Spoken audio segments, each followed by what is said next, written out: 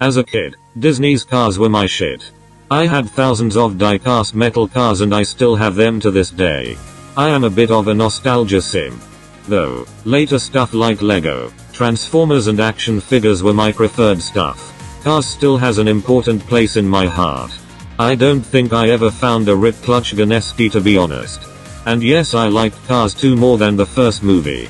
I mean, I know people didn't like it, but it was basically a murder mystery, but, you know, for kids. Come on, we had car Bruce Campbell die on screen.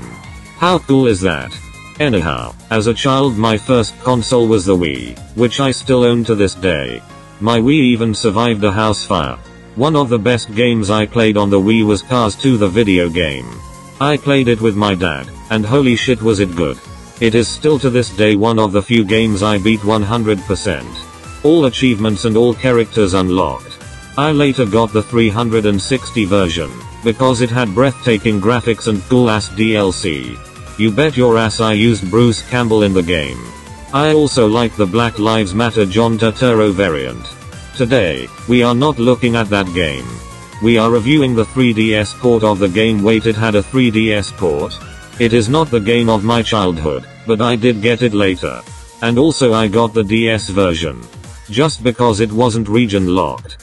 Hell yeah. Well, how does it look? Like absolute shit. If you compare it to the crappy graphics of the Wii and PC versions, it is not half bad.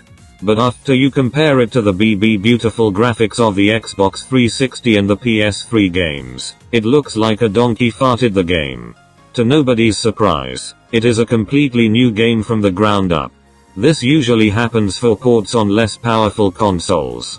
Examples of this are, the 3DS port of Transformers Prime, aka the next episode of this show, the Wii port of War for Cybertron, the 3DS version of Rise of the Dark Spark. I just realized I only gave examples of Transformers games. Interesting. Getting back to the game. The console game is a racing game with some quite interesting game modes and some sandbox style modes, a la Hunter or Disruptor, which is a way kid-feed version of a terrorist bombing. I just realized that Cars 2 is exactly that. The 3DS game has the racing sections where you play as Lightning McQueen. Those sucked. The controls were bad enough for a 3DS game. The 3DS isn't made for fast racing games in mind. It was even worse when I couldn't find the cartridge and had to play it on a PC emulator and the controls were janky as hell. But where the game shines is on the stealth missions. You play as Mater and Alfred, I mean Michael Caine, I mean Finn McMissile.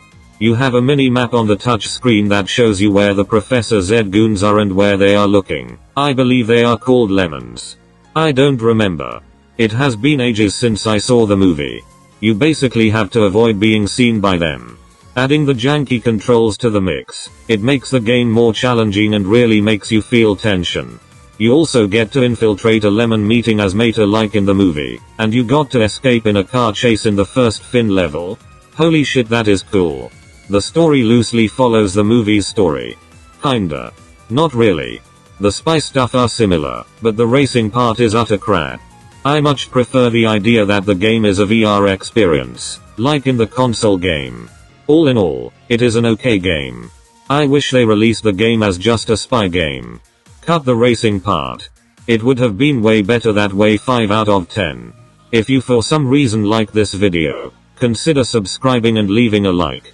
If you want to see my stupid artwork, check out my Deviantart, and join my Discord server, link in the description for both.